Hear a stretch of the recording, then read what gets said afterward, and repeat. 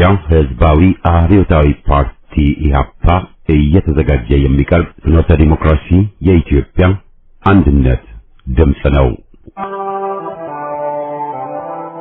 ጤና ይስጥልኝ። እንደምን አመሻችሁ አድማጮቻችን። ዛሬ አርብ ግንቦት 7 ቀን 2018 ዓመተ ምህረት ነው። የደምቢ ዶሎ ዩኒቨርሲቲ ተማሪዎች የነበሩትና በአክራሪ የኦሮሞ አሸባሪዎች የታገቱት ተማሪዎች ጉዳይ እስካሁን እልባትን አላገኘም። ብዙዎቹ ልጃገረዶች የሆኑት እነዚህ የአማራ ወጣቶች ከታገቱ አርብ ግንቦት 7 ቀን 2327 ቀናት አለፋቸው። የወጣቶቹ ሰቆቃ ያብቃ እንበል። እስከ መቼ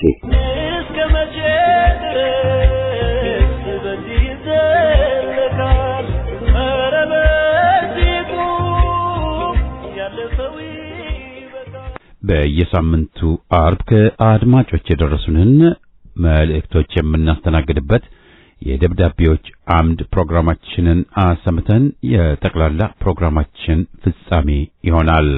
በቅድሚያ ዜና።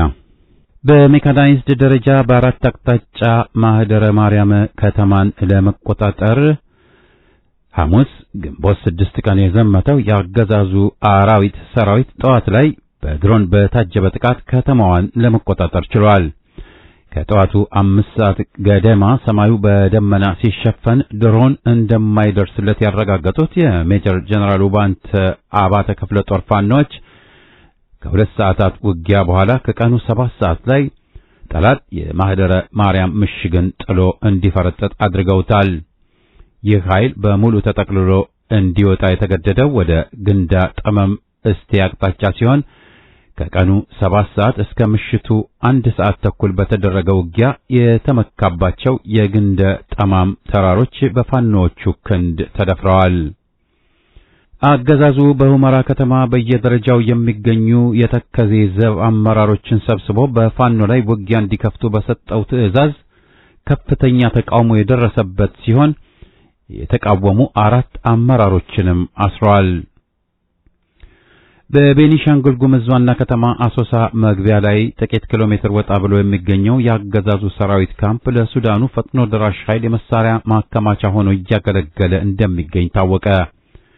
የፈጥኖ ደራሹ ኃይል አማጽያን ከአሶሳው ካምፕ ተነስተው በሱዳኑ የብሉ ናይል ግዛት ላይ የሚገኙ የሱዳን ሰራዊት አባላት ላይ ተደጋጋሚ ጥቃት መፈጸማቸው የተዘገበ ሲሆን ከአገዛዙና ከፈጥኖ ደራሹ ኃይል መቀራረብ በስተጀርባ የተባበሩት አረብ ኤሚሬቶች የፋይናንስ ድጋፍ እንዳለበት ከተለያዩ የመረጃ ምንጮች መረዳት ተችሏል። ከወራት በፊት የሮይተርስ ዜና ወኪል በቤኒሻንጉል ጉሙዝ ለየፈጥኖ ደራጁ የሚያገለግሉ የስልጠና ካምፕ በኤሚሬትስ ድጋፍ መገንባቱን ዘግቦ እንደነበር አይዘነጋም። የአማራ ፋኖ ብሔራዊ ንቅናቄ አፋብን ወሎ ቤተ አማራ ምኒልክ 30ኛ ክፍለ ጦር ቃኞች ከላሊበላ ወደ ሰቆጣ ይጓዝ የነበረውን የአገዛዙ ሰራዊት ሰኞ ገበያ ከምትባል ቦታ ባደረጉት የደፈጣ ጥቃት ከባድ ጉዳት አድርሰውበታል።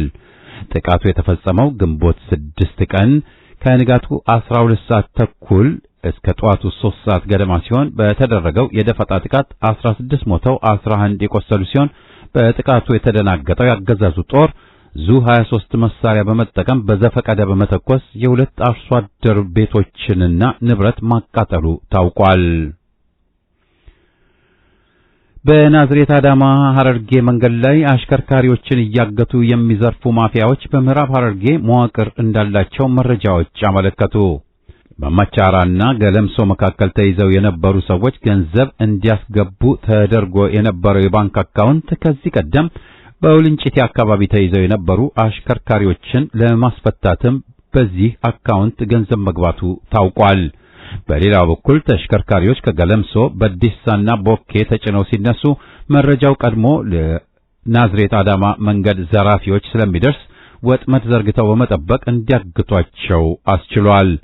በበዴሳ ገለምሶ ቦኬና መቻራ ከተሞች ያሉ ፖሊሶች እና ደላሎች ተባባሪ ናቸው ተብሏል። አሽከርካሪዎችን በማፈን ገንዘብ የሚያስከፍለው ማፊያ ባለፈው ሳምንት ብቻ በገለምሶና መቻራ መካከል 2 ሰዎችን አግቶ ገንዘብ ወስዷል።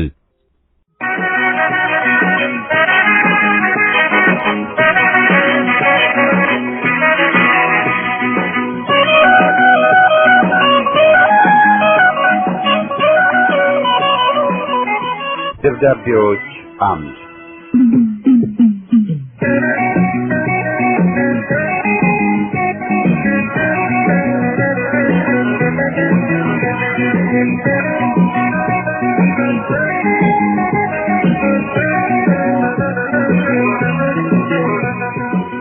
ይህ ፕሮግራም ከእናንተ ከአድማጮቻችን ያገኘናቸውን ደብዳቤዎች የምናስተናግድበት መድረክ ነው። ውድ የፍኖተ ዴሞክራሲ አዘጋጆችና አድማጮች እንደምን ሰነበታችሁ? ውድ የፕሮግራሙ ዘወትር ተከታታይ ወገኖች፣ አገራችን ኢትዮጵያ ያለባት ችግር ሌሎች አፍሪካውያን አገሮች እያለፉበት ያለነውና ኢትዮጵያን ወዳድ የሆነ ሁሉ አፍሪካን ወዳድ የማይሆንበት አንዳችም መከራከሪያ ይኖራል ብዬም አላምንም። አገራችን ይዛው የቆየችው አኩሪ የነጻነት ታሪክ የአፍሪካም ጭምር የነጻነት ታሪክ ነውና፣ በመሆኑም በቅድሚያ ከኢትዮጵያ ጉዳያችን ወጣ ባለ አጭር አስተያየት ልጀምር እወዳለሁ።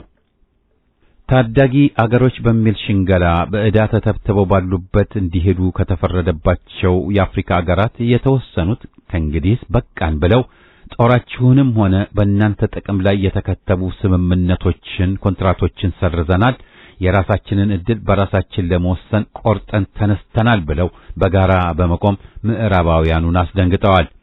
በመሆኑም በእነዚህ ሀገሮች ድህነትና ኋላ ቀርነት ሂሳብ የተፈጥሮ ሀብታቸውን ዘርፎ የበለጸገውና ለተንደላቀቀ የኑሮ ደረጃ ምንጭ አድርጎ የቆየው የፈረንሳዩ የቀድሞ ቅኝ ገዢ ፊቱን ወደ ምስራቅ አፍሪካ ያዞረ ይመስላል። የፈረንሳዩ መሪ ፕሬዚደንት ማክሮን ከ800 ወታደሮቹ ጭምር አፍሪካ ወደፊት በሚል አጀንዳ ሰሞኑን በናይሮቢ ተገኝቶ በተካሄደ ስብሰባ ፈረንሳይ የቀድሞ መንገዷን ቀይራለች፣ በጋራ ጥቅም ላይ ለተመሰረተ አፍሪካ ወደፊት በሚል መንፈስ እንደተገኘ ቢገልጽም የትናንቱ ቅኝ ገዢ በሳህል አካባቢ ያጣውን ይዞታ የናይሮቢውን ሩቶና የአራት ኪሎውን ሰው በላ አብይ አህመድና መሰሎቻቸው አማካኝነት በአዲስ ቆብ መከሰቱ እንጂ የጋራ ጥቅምና መከባበር በማስቀደም ፈረንሳይ የምትታወቅ እንዳልሆነ በኬንያ የሚገኙ ተራማጅ ስብስቦችና ወጣቶች በከፍተኛ ተቃውሞ እቅጩን ነግረውታል። ኬንያ የሁለት አገሮችን የእንግሊዝና የአሜሪካ ጦር ካምፕ አገሯ ላይ የሚገኙ ሲሆን ሰሞኑን የገባው የፈረንሳዩ ጦር ሶስተኛ አካል መሆኑ ነው። የጅቡቲ የጦር መናኸሪያ መሆን ሲደንቀን ሩቶም ከማናንሼ አስመስሎበታል። ወጣም ወረደም ግን የሳህል አላያንስ በመባል የሚታወቁት የሶስቱ አገሮች ትብብር ተጽዕኖ እየሰፋ የመጣ ይመስላል። የቶጎ ከሶስቱ አገሮች ጋር በአጋርነት መቆም የቆዩ ጎጂ ስምምነቶችን መሰረዟና የባህር በር ባለቤት መሆኗ ለሳህል አላያንስ አገሮች ደስታ፣ ለምዕራባውያኑ ድንጋጤን ማጫሩ አልቀረም። ድንጋጤው ለባዕዳን ብቻ ሳይሆን የምዕራብ አፍሪካ አገሮች ኢኮኖሚ ማህበረሰብ ወይም በእንግሊዝኛው ምህጻረ ቃል ኤኮዋስ ለሚባለው የአጎብዳጆች ስብስብም ጭምር ነው። ምክንያቱም የሳህል አገሮች ተጽዕኖ እየሰፋ በመጣ ቁጥር በአፍሪካ ራስን በራስ መቻል ፋይዳ ያልነበረውን ጥርቅም ይበልጥ ፋይዳ ቢስ እያደረገው በመምጣቱ ነው። ይባስ ብሎም በሳህል አገሮች ላይ ጦር ለማዝመት የቃጣውም ነው። ወደ ራሳችን ብሔራዊ ውርደት በአረመኔነት የሾረ ሁለንተናው ውሸት የሆነ በደም ገንዳ እየዋኘ ያለው አብይ አህመድ አሊ ስንመጣ ኢትዮጵያን ለማፍረስ አማራውን አማርኛ ተናጋሪውንና ኦርቶዶክስ ሃይማኖትን ለማጥፋት ሳምንት የተሰጠው ያህል ፍጅቱን በማጣደፍ ላይ ይገኛል።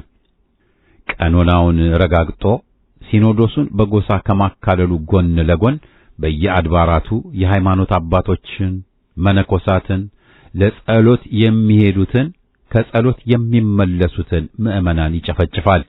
ሕዝብን በአጠቃላይና ምዕመናንን በተለይ ንቋል። ታቦት አግቶ ምዕመናንን ሲገድል የሃይማኖት አባት በታጣቂ ነፍላ ጥፊ ሲያስመታ በአደባባይ ወግሮ ሲገድል ተኝተን ስላየን ወለጋ፣ አሩሲ፣ ሻሸመኔ፣ ቡራዩ፣ ለገጣፎ፣ አጣዬ ዘግናኝ ግፍ ሲፈጸም አይተንና ሰምተን ማለፋችንን ስላየ የአዲስ አበባን ሲሶ ገምሶ ለነሽመልስ ሲያካልል ዝምታችንን ስላየ ወገኖቻችን በዘረኛ መንጋ ሲታረዱ አለመረበሻችንን ስላየ መናገሻዋን ያንድ ጎሳ መንደር ሲያደርግ ቁጣችን፣ ቁጭታችንና ስሜታችን መሟሸሹን ስላየ ክብራችን ተነክቶ የምንበላው ቁራሽ እንጀራ፣ የምንጠጣው ንጹህ ውሃ፣ መብራት አጥተን ለፍተን ያቆምነውን ጎጆ በላያችን ላይ ሲፈርስ፣ መዲናዋ ከነ ታሪካዊ ቅርሶቿ ስትደመሰስ፣ ልጆቻችን ያለ ኃጢአታቸው ሲጋዙ ዝምታችንን ስላየ ቢንቀን እኮ ነው። ለዚህም ነው ተወዳጁና ተደናቂው የኪነ ጥበብ ባለሙያ በዳስጣል ዘፈኑ ዝምታን ያለ ቦታው ስንጠቀም ያመጣብንን በደል ሲገልጽ ዝምታ ለበግም አልበጃት 12 ሆና አንድ ነብር ፈጃት ሲል በአማረ ድምፁ እቅጩን የነገረን። ሁለት በበታችነት ስሜት የታወቁ ተገንጣይ ኃይሎች ኢትዮጵያ ላይ ምን ያላደረሱት በደል ያልፈጸሙት ወንጀል አለ? ብዙ ሺህ ልጆቻችን በአምራች ዕድሜያቸው አገራቸው ላይ ሰርተው ራሳቸውንም ሆነ ቤተሰቦቻቸውን ደግፈው የመኖር ዕድልን ነፍገው እንዲሰደዱና ስንቶቹ ለባህር አውሬ ቀለብ ለአረብ አገሩ ባርነትና ዘረኝነት ሰለባ የዳረጉ እንደ ሳውዲ አረቢያ በመሳሰሉ እስር ቤቶች የሚደርስባቸው ሰቆቃና መካከለኛው ዘመን ላይ ቆሞ ቀር በሆነ ሕጋቸው ሞት ለሚፈረድባቸው ብዙ ወገኖቻችን መንስኤዎች ሆነዋል። በተለይ የአማራውን ሆዳሞች በመጠቀም ለ35 ዓመታት አማራው ላይ ባካሄዱት የዘር ማጥፋት ዘመቻ በፊት አውራሪነት ፍጅቱን የመራው ከዚያው ከአማራው አካባቢ የበቀለ ወያኔ ያደራጃቸው ብአዴን ወይም በብልጽግና ሌላ ስሙ አዴፓ ወይም አብን ተብዬ መሰሉን የአማራ ማፈሪያ ስብስብ መሆኑ ነው። ብአዴን ለአማራው መንትያ ጠላቶች ለወያኔና ብልጽግና መረጃ በማቀበል የፋኖን ደጋፊዎችንና የልዩ ኃይል አባላትን አሳዶ በመግደል በማሰር ጠንካራ የፋኖ መሪዎችን ከውስጥ በማስገደል ፋኖን ከህዝብ ለመነጠል ከዘረኛው ኮሎኔል ደህንነቶች ጋር በመሆን ተራ ወሮበሎችን አደራጅቶ ወንጀል በማስፈጸም ከነተመስገን ጥሩነህ መሰሎቹ ጋር ትስስር ያላቸውን አጠያቂ ግለሰቦችና አዲስ አበቤዎችን አመራር ውስጥ አሰርጎ በማስገባት የትውልድ አማራዎች በወለጋ፣ በሸዋ፣ በመላው ኦሮሞና በደቡብ የደረሰባቸው ፍጅት ሰለባ ከመሆናቸው በፊት ያሰሙትን የድረሱልን ጩኸት ከክልላችን ውጭ ስለሆነ አይመለከተንም ስላለው ብአዴን አዴፓ ነው የምናወራው። እነ ሽመልስ አብዲሳን የመሰሉ የጨለማው ዘመን አረመኔዎች ወለጋ ውስጥ ግድያ የሚያካሂደው አማራ ነው ብለው በንጹሃን ደም ሲቀልዱ፣ አዎ ጌታዬ አማራ ነው ብሎ ስላስተጋባው ብአዴን አዴፓ ነው የምናወራው። ምን ነው ምድራችን ላይ የሸፍጥና የክህደት ጋሻ ጃግሬዎች እንዲገነኑባት? ሰብዕና ያልፈጠረላቸው የሰብአዊ መብት ተከራካሪዎች፣ የዴሞክራሲን ማጅራት መቺዎች ምርጫ እያሉ የሚቀልዱበት፣ የአምባገነን ቃል ተቀባይ ጋዜጠኞች በሰበር ዜና የሕዝብን ጆሮ የሚያደሙበት፣ የሰው በላው ኮሎኔል ኢንተርኔት ሰራዊቶች አክቲቪስት የሆኑበት፣ ፍትህ ሲያልፍ ያልነካቸው ሕግ አስከባሪዎች በለስ ለቀና አጎብዳጆች የበዙበት፣ እንዲያም ሆነው በስማቸው ሲጠሩ ተሰደብን ባዮች የሞሉበት ወዘተ ወዘተ ስንቱ ተብሎ ያልቃል። በዚህ አጭር አስተያየቴ ለማካፈል የምሞክረው አገር ለማዳን ከተነሳን በቅድሚያ ቤታችንን ከሰው መሳይ ተባዮች ከማጽዳት እንጀምር፣ አለበለዚያ 11ኛው ሰዓት ሲደርስ በግፍ የፈሰሰው የንጹሃን ደም ደመ ከልብ ሆኖ ይቀራል። ብዙዎች የደከሙበት ሰማዕት መስዋዕት የሆኑለትን ዓላማ መና ያስቀሩብናል። ከተሳካላቸው አገር ያሳጡናል። በመጨረሻም ይህን ሐሳብ ለአድማጭ ወገኖች እንዳካፍል እድሉን ለሰጠኝ ለፍኖተ ዴሞክራሲ የኢትዮጵያ አንድነት ድምፅ ሬዲዮ ዝግጅት ክፍል ምስጋናዬ ይድረስ። ቸር ይግጠመን።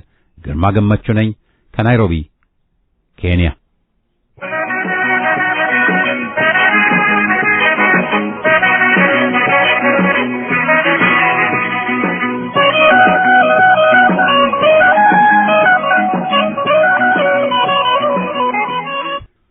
ሳምንታዊ ሰላምታዬን ለሬዲዮኑ አዘጋጆችና አድማጮች አቀርባለሁ።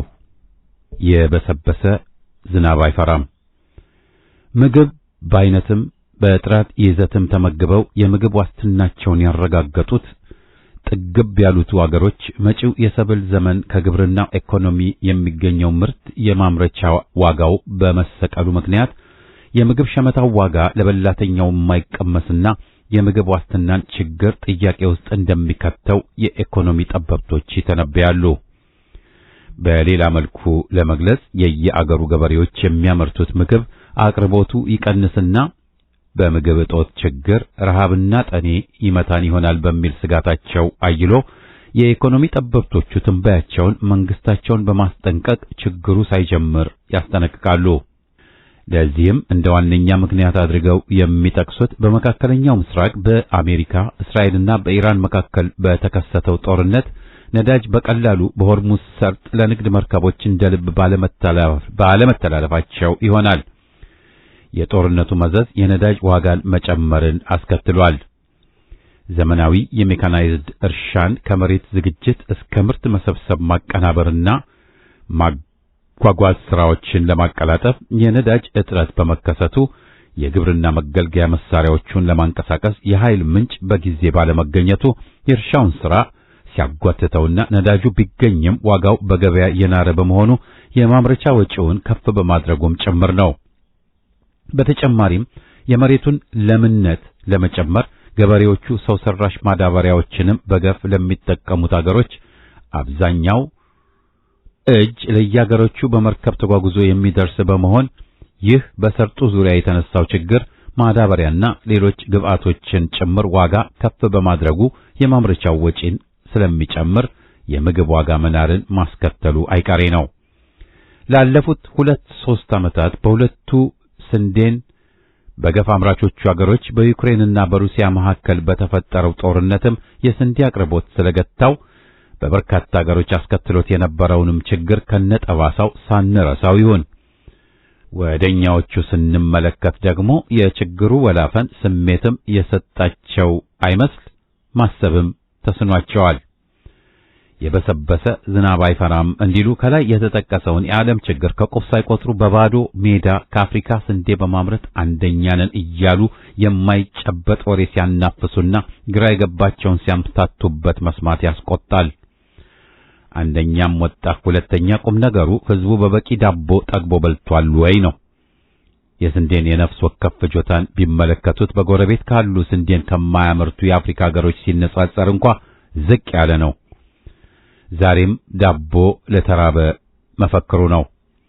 እንኳን ስንዴን በቆሎን ጠግቦ ያልበላ ህዝብ መጪውን ዘመን ለረሃብ በበለጠ ተጋልጦ የሚታይበት ለመሆኑና የምግብ ቀውሱ ችግር ከሌሎች ቀውሶች ጋር ተደምሮ ህዝቡን ጎስቋላና ቁጡ እንደሚያደርገው መናገሩ የሚከብድ አይመስለኝም።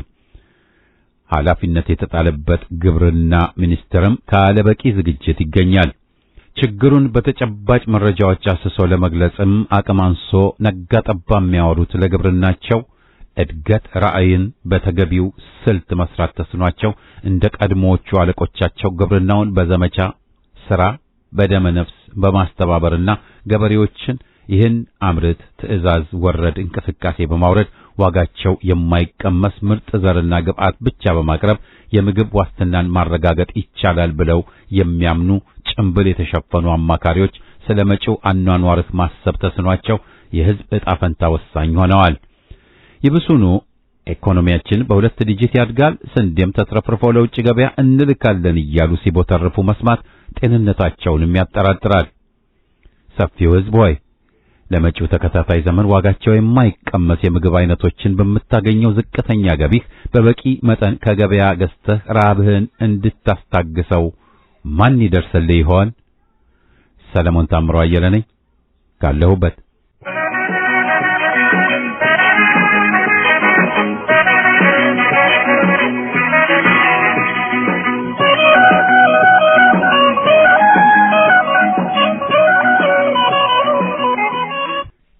ይድረስ ለፍኖተ ዴሞክራሲ የኢትዮጵያ አንድነት ድምጽና ታዳሚዎች በሙሉ እንደምን ሰንብታችኋል? ሰሞኑን እየሰማን ያለነው ነገር እምብዛም ባይጥምም የበለጠ ግን የሚያናድደው የወዳጅን ገመና ለጠላት አሳልፎ መስጠትና ማስጣቱ ላይ ነው። የውስጥን ነገር በውስጥ አድርጎ በጋራ ጠላት ላይ መቆም ትልቅ ጥበብ ነው ባይ ነኝ። በወገን ኃይል ውስጥ ንትርክና ቅራኔ ሲበዛ ትግል በማጨናገፍና የአገራችን መከራን በመራዘም ለታወቁት ባንዳዎች ሁሉ ሰርግና ምላሽ መሆኑ ግን ምንጊዜም ሐቅ ነው። ጠላቶቻችንም በትግሉ ላይ አፈር ለመነስነስ እየተራወጡ ይገኛሉ። በአንጻሩ ደግሞ የአገራችን የቁርጥ ቀን ልጆች እነኚህን የታሪክ አተላዎች እግር በእግር እየተከታተሉ ለሕዝብ በማጋለጥና ለኢትዮጵያ ሕዝብ በተለይ ለወጣቱ አቅጣጫን በመስጠት እየተጫወቱት ያሉትን ሚና ከማድነቅ አልፎ አገር ወዳድ ኢትዮጵያውያን ሁሉ ሊተባበሯቸው ይገባል ባይ ነኝ። ለዚያም አዲሱ ትውልድ አስቀድሞ ማወቅ ያለበት በአገራችን የቁርጥ ቀን ልጆችና በድል አጥቢያ አርበኞች መካከል ያለውን ልዩነት ነው። ለዚህም የአገራችን የቁርጥ ቀን ልጆች በፖለቲካ ንቃታቸው፣ በብሔራዊ አመለካከታቸውና በአገር ፍቅር ስሜታቸው ከተቀረው ባንዳ ምሁርና የድል አጥቢያ አርበኞች የተለዩ መሆናቸውን ነው። የአገራችን የቁርጥ ቀን ልጆች የሚያምኑት አንቱ በተባለ ትልቅ ማህበረሰብ እንጂ በጎጥ በክልልና በመንደር የፖለቲካ ጨዋታ አይደለም። ወንዝ በማያሻግር የባዶ ስሜትና ተስፋ መጦዝን በመረጠ መንጋ ላይም እምነት ጥለውም አያውቁም የላቸውም። አሁን በትግሉ ላይ እምነትና ጽናት ያላቸው የአገራችን የቁርጥ ቀን ልጆች መፈክራቸው እናቸንፋለን ነው። የድል አጥቢያ አርበኞች አድርባዮች ናቸውና አጋጣሚውን ሁሉ በመጠቀም በትረ መንግስቱን ለጨበጠ ለአረመኔው ሁሉ የማደር አባዜ አለባቸው። ለዚያም ነው ምርጫ በመጣ ቁጥር ለስልጣን ፍርፋሪ ሲሉ ብቻ ለገዢው ፓርቲ ሽፋን ለመስጠት የሚሯሯጡት። አድርባይ ምሁራንና የዘመኑ ወፍ ዘራሽ ካድሬ ለሆዱ እንጂ ለሕሊናው የማይገዛ የታሪክ አተላ ነው የምንለውም ለዚያ ነው። ትግል በቀነ ቀጠሮ ድልን በሰጠኸው የጊዜ ሰሌዳና ምኞት የሚያልቅ ጉዳይ አይደለምና አድርባይ ምሁራን መረር ያለ ትግልን ይጠሉታል። በአንጻሩ ደግሞ የአገራችን የቁርጥ ቀን ልጆች የእምነት የጽናትና የጀግንነት ምንጮች ናቸውና በማይነጥፈው ወኔያቸው ይቻላል ሲሉ፣ የድል አጥቢያ አርበኞች በበኩላቸው ማክረር የሰለጠነ ፖለቲካ ውጤት አይደለም ሲሉ ይደመጣሉ። ስድብን ለሰዳቢው እሾህ ላጣሪው ነውና ከግብዞች ጋር አተካራ መግጠሙ አስፈላጊ ነው ባይባልም እነርሱን ለሰፊው ሕዝብ ማጋለጥ የወገን ሥራ ነውና መጋለጥ አለባቸው። የአገራችን የቁርጥ ቀን ልጆች የትግላቸው መነሻና መድረሻ አሁንም ኢትዮጵያን ነጻ ማውጣትና ለሚቀጥለው ትውልድ ነጻና ጠንካራ ኢትዮጵያን ለማስረከብ ሲሆን የድል አጥቢያ አርበኞች ደግሞ ባጭሩ እኔ ከሞትኩ ሰርዶ አይብቀል ነውና ፍልስፍናቸው ለረጅሙ ትግል የተዘጋጁ አይደሉም። የድል አጥቢያ አርበኞች እኔ ለኔ እንጂ ለአገር ለሕዝብና ገና ህልው ላልሆነ ትውልድ ምን አገባኝ ከሚል ውሱንና ራስ ወዳድነት ስሜት ስለሚነሱ አርቆ የማሰብ የማስተዋልና የጥበብ ሥራ የሚባል ነገር እንደ ሰማይ የራቃቸው ግብዞች መሆናቸውን እናውቃለን። ግራም ነፈሰ ቀኝ ትግሉ ውሉን አቅጣጫውንና ዓላማውን ሳይስት ብልግናንና ሥርዓቱን መጣልና በዜጎች እኩልነት ላይ መሰረት የጣለ አንድነትን መገንባት ሲሆን ዴሞክራሲያዊና ሰብአዊ መብቶች ሳይሸራረፉ የተከበሩባትና የሕግ የበላይነት የተረጋገጠባትን ኢትዮጵያ እውን ለማድረግ ነው። ለዚህም ጋሪው ከፈረሱ መቅደም የለበትምና ቻርተር ወይም የስደት መንግስት እያሉ ማቦዘኛ አጀንዳ ለሚያቀብሉን አድርባይ ምሁራን እምቢ ማለት ይኖርብናል። በቅንጅት ጊዜ ሰላማዊ ትግሉን እንዳፈኑት ሁሉ ዛሬ ደግሞ የትጥቅ ትግሉን ለማደናቀፍ ከብአዴን ከአብይ አህመድና ከጃዋር ጋር ማበረን ምን አመጣው? ትግሉን ሁለንተናዊ በሆነ መልክ እንዲቀጥል በተቻለ መጠን መርዳትና አገርን ነጻ ማውጣት ሲገባ ሁሉም ነገር ወደ ሰላም፣ ሁሉም ነገር ወደ ኢትዮጵያ በማለት ዛሬም እንደገና ትግሉን ለማኮላሸት መሰማራት ምን ማለት ነው? ሁሉን አቀፍ ይዘትና ቅርጽ ያለው የሽግግር መንግስት በባለቤቱ በራሱ በህዝቡ ይቋቋም ሲባል የሽግግር መንግስት ያለ ሁሉ የማርያም ጠላት ነው በሚል ስሜት መራገምንስ ማንን ለመጥቀም ነው? ለድል አጥቢያ አርበኞች ትግል ማለት ውሎ ማደሪያ ነው። ድሮም ከወያኔ ጋር ያላቸው ጠብ የስልጣን እንጂ የነጻነት አልነበረም። ዛሬም እንደዚሁ። ድሮም ወደ አንድነት የመጣውን ህዝባዊ ትግል ለማደናቀፍ ነበር እንጂ ለበጎ እንዳልነበር እናውቃለን። ዛሬ ግን በግላጭ ወጥተው ለአብይ አህመድ ዘረኛ ስርዓት መቀጠል የሚሯሯጡትን ማጋለጥና ጥግ ማስያዝ የሁላችንም ታሪካዊ ግዴታ ነው። ባጭሩ በመፋፋም ላይ ያለውን የትግል መንፈስ ለማዳፈን እየቃበዙ ባሉት አድርባይ ምሁራን እና የድል አጥቢያ አርበኞች ላይ እንነሳላለሁ። የተፋፋመውን የትግል መንፈስ ለማደናቀፍ ከየስርቻቸው የወጡት የትግል ቀበኞችና መንጋው መድረኩን ስላጣበቡ ለጊዜውም ቢሆን አርበኞቹ እየተደመጡ አይደለም ማለት ይቻላል። ለወደፊቱም ይህን የትግል መንፈስ ሰንቀውና ባጭር ታጥቀው አገዛዙን ለሚፋለሙና ጠላትን በሚገባው ቋንቋ በማነጋገር ላይ ላሉት የአገራችን የቁርጥ ቀን ልጆች ሁሉ ግፉበት እላለሁ። መይሳው ነኝ ከምዕራብ አሜሪካ።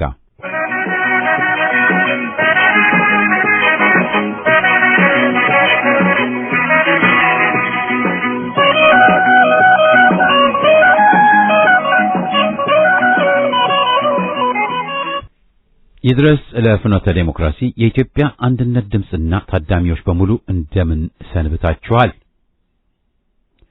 ሰሞኑን እየሰማን ያለነው ነገር እምብዛም ባይጥምም የበለጠ ግን የሚያናድደው የወዳጅን ገመና ለጠላት አሳልፎ መስጠትና ማስጣቱ ላይ ነው። የውስጥን ነገር በውስጥ አድርጎ በጋራ ጠላት ላይ መቆም ትልቅ ጥበብ ነው ባይ ነኝ። በወገን ኃይል ውስጥ ንትርክና ቅራኔ ሲበዛ ትግል በማጨናገፍና የአገራችን መከራን በመራዘም ለታወቁት ባንዳዎች ሁሉ ሰርግና ምላሽ መሆኑ ግን ምንጊዜም ሐቅ ነው። ጠላቶቻችንም በትግሉ ላይ አፈር ለመነስነስ እየተራወጡ ይገኛሉ። በአንጻሩ ደግሞ የአገራችን የቁርጥ ቀን ልጆች እነኚህን የታሪክ አተላዎች እግር በእግር እየተከታተሉ ለሕዝብ በማጋለጥና ለኢትዮጵያ ሕዝብ በተለይ ለወጣቱ አቅጣጫን በመስጠት እየተጫወቱት ያሉትን ሚና ከማድነቅ አልፎ አገር ወዳድ ኢትዮጵያውያን ሁሉ ሊተባበሯቸው ይገባል ባይ ነኝ። ለዚያም አዲሱ ትውልድ አስቀድሞ ማወቅ ያለበት በአገራችን የቁርጥ ቀን ልጆችና በድል አጥቢ አርበኞች መካከል ያለውን ልዩነት ነው። ለዚህም የአገራችን የቁርጥ ቀን ልጆች በፖለቲካ ንቃታቸው፣ በብሔራዊ አመለካከታቸውና በአገር ፍቅር ስሜታቸው ከተቀረው ባንዳ ምሁርና የድል አጥቢ አርበኞች የተለዩ መሆናቸውን ነው። የአገራችን የቁርጥ ቀን ልጆች የሚያምኑት አንቱ በተባለ ትልቅ ማህበረሰብ እንጂ በጎጥ በክልልና በመንደር የፖለቲካ ጨዋታ አይደለም። ወንዝ በማያሻግር የባዶ ስሜትና ተስፋ መጦዝን በመረጠ መንጋ ላይም እምነት ጥለውም አያውቁም የላቸውምም። አሁን በትግሉ ላይ እምነትና ጽናት ያላቸው የአገራችን የቁርጥ ቀን ልጆች መፈክራቸው እናቸንፋለን ነው። የድል አጥቢ አርበኞች አድርባዮች ናቸውና አጋጣሚውን ሁሉ በመጠቀም በትረ መንግስቱን ለጨበጠ ለአረመኔው ሁሉ የማደር አባዜ አለባቸው። ለዚያም ነው ምርጫ በመጣ ቁጥር ለስልጣን ፍርፋሪ ሲሉ ብቻ ለገዢው ፓርቲ ሽፋን ለመስጠት የሚሯሯጡት። አድርባይ ምሁራንና የዘመኑ ወፍ ዘራሽ ካድሬ ለሆዱ እንጂ ለህሊናው የማይገዛ የታሪክ አተላ ነው የምንለውም ለዚያ ነው። ትግል በቀነ ቀጠሮ ድልን በሰጠኸው የጊዜ ሰሌዳና ምኞት የሚያልቅ ጉዳይ አይደለምና አድርባይ ምሁራን መረር ያለ ትግልን ይጠሉታል። በአንጻሩ ደግሞ የአገራችን የቁርጥ ቀን ልጆች የእምነት የጽናትና የጀግንነት ምንጮች ናቸውና በማይነጥፈው ወኔያቸው ይቻላል ሲሉ፣ የድል አጥቢ አርበኞች በበኩላቸው ማክረር የሰለጠነ ፖለቲካ ውጤት አይደለም ሲሉ ይደመጣሉ። ስድብን ለሰዳቢው እሾህ ላጣሪው ነውና ከግብዞች ጋር አተካራ መግጠሙ አስፈላጊ ነው ባይባልም እነርሱን ለሰፊው ሕዝብ ማጋለጥ የወገን ሥራ ነውና መጋለጥ አለባቸው። የአገራችን የቁርጥ ቀን ልጆች የትግላቸው መነሻና መድረሻ አሁንም ኢትዮጵያን ነጻ ማውጣትና ለሚቀጥለው ትውልድ ነጻና ጠንካራ ኢትዮጵያን ለማስረከብ ሲሆን የድል አጥቢ አርበኞች ደግሞ ባጭሩ እኔ ከሞትኩ ሰርዶ አይብቀል ነውና ፍልስፍናቸው ለረጅሙ ትግል የተዘጋጁ አይደሉም።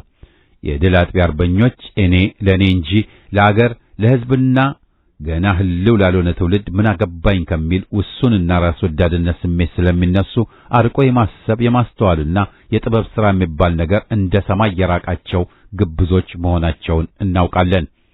ግራም ነፈሰ ቀኝ ትግሉ ውሉን አቅጣጫውንና ዓላማውን ሳይስት ብልግናንና ሥርዓቱን መጣልና በዜጎች እኩልነት ላይ መሰረት የጣለ አንድነትን መገንባት ሲሆን ዴሞክራሲያዊና ሰብአዊ መብቶች ሳይሸራረፉ የተከበሩባትና የሕግ የበላይነት የተረጋገጠባትን ኢትዮጵያ እውን ለማድረግ ነው። ለዚህም ጋሪው ከፈረሱ መቅደም የለበትምና ቻርተር ወይም የስደት መንግስት እያሉ ማቦዘኛ አጀንዳ ለሚያቀብሉን አድርባይ ምሁራን እምቢ ማለት ይኖርብናል። በቅንጅት ጊዜ ሰላማዊ ትግሉን እንዳፈኑት ሁሉ ዛሬ ደግሞ የትጥቅ ትግሉን ለማደናቀፍ ከብአዴን ከአብይ አህመድና ከጃዋር ጋር ማበረን ምን አመጣው?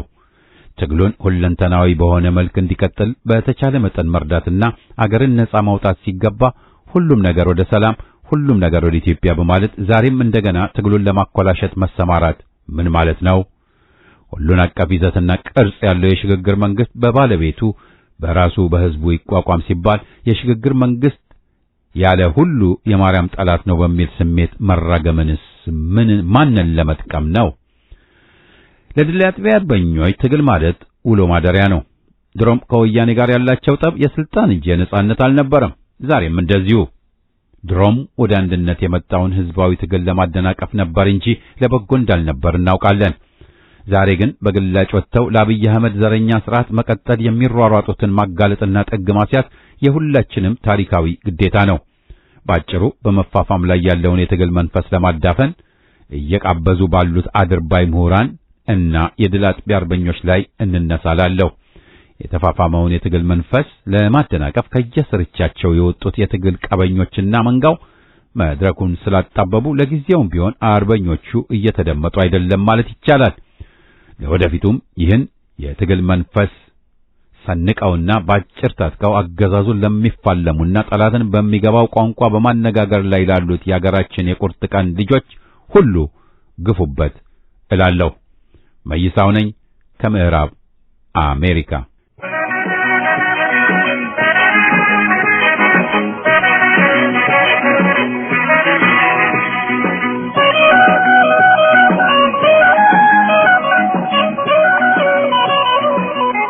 አድማጮቻችን የደብዳቤዎች አምድ ፕሮግራማችን በዚሁ ይጠቃልላል። ሳምንት አርብ እስከምንገናኝ ደህና ቆዩን።